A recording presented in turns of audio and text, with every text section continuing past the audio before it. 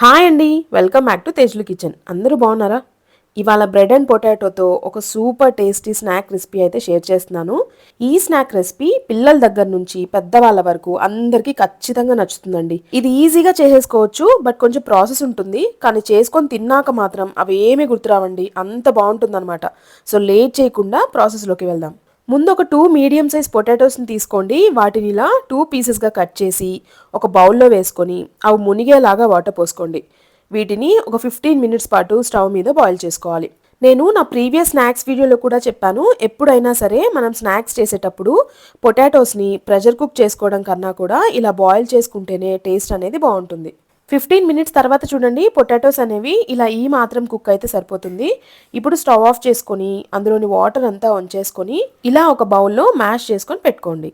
నేనైతే స్ట్రైనర్ని యూజ్ చేసి వేడిగా ఉన్నప్పుడే మ్యాష్ చేసేసుకున్నాను. మీరు కావాలంటే చల్లారాక చేత్తో అయినా మ్యాష్ చేసుకోవచ్చు, బట్ ఎక్కడా కూడా ఉండలు లేకుండా చూసుకోండి. నెక్స్ట్ అందులోకి ఒక మీడియం సైజ్ ఆనియన్ని ఇలా చిన్న పీసెస్లా కట్ చేసుకొని వేసుకోండి. అలాగే మీ టేస్ట్కి తగ్గట్టు సాల్ట్ని కూడా యాడ్ చేసుకోండి. నేను ఇది మా పిల్లల కోసం చేస్తున్నాను కనుక కారం కొంచెం వేసుకుంటున్నానండి. మీరు మీ టేస్ట్కి తగ్గట్టు యాడ్ చేసుకోండి. వీటితో పాటు 1/2 టేబుల్ స్పూన్ ధనియాల పొడి, అలాగే 1/2 టేబుల్ స్పూన్ గరం మసాలాను కూడా వేసుకొని అంతా మిక్స్ అయ్యేలాగా బాగా కలుపుకోండి. ఒకవేళ మీ దగ్గర గరం మసాలా లేకపోతే చాట్ మసాలా వేసుకున్నా కూడా టేస్ట్ బాగుంటుంది. ఇలా అంతా బాగా మిక్స్ అయ్యేలా కలుపుకున్నాక ఒక బ్రెడ్ స్లైస్ని తీసుకొని ఈ మిక్చర్ని కొంచెం కొంచెంగా వేసుకొని అంతా కూడా బాగా స్ప్రెడ్ చేసుకోవాలి. ఇది మరీ పల్చగా స్ప్రెడ్ చేసుకోవద్దండి, కాస్త మందంగా ఉండేలా చూసుకోండి. ఇలా అంతా స్ప్రెడ్ చేసేసుకున్నాక ఒక కట్టర్ని కానీ లేదా నైఫ్ని కానీ యూస్ చేసుకొని ఒక స్లైస్ని 4 పీసెస్గా కట్ చేసుకొని పక్కన పెట్టుకోండి.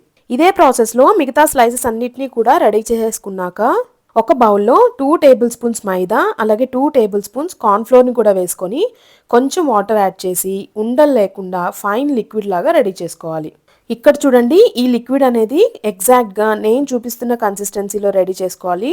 ఇది మరీ థిక్గా అలానే మరీ పల్చగా కూడా ఉండకూడదండి, ఎగ్జాక్ట్గా ఈ కన్సిస్టెన్సీలో ఉంచుకోండి. నెక్స్ట్ ఒక ప్లేట్లో బ్రెడ్ క్రమ్స్ని తీసుకోండి. ఇవి నేను ఇంట్లోనే ప్రిపేర్ చేశానండి.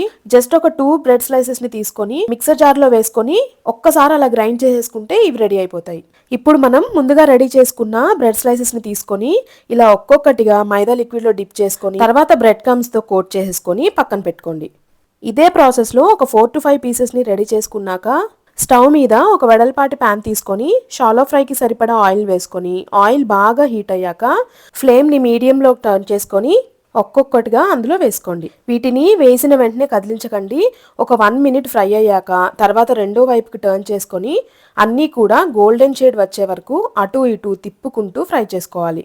చూడండి, ఇలా చక్కగా ఫ్రై అయిపోయి చూస్తుంటేనే తినాలనిపించేలా ఉన్నాయి కదా.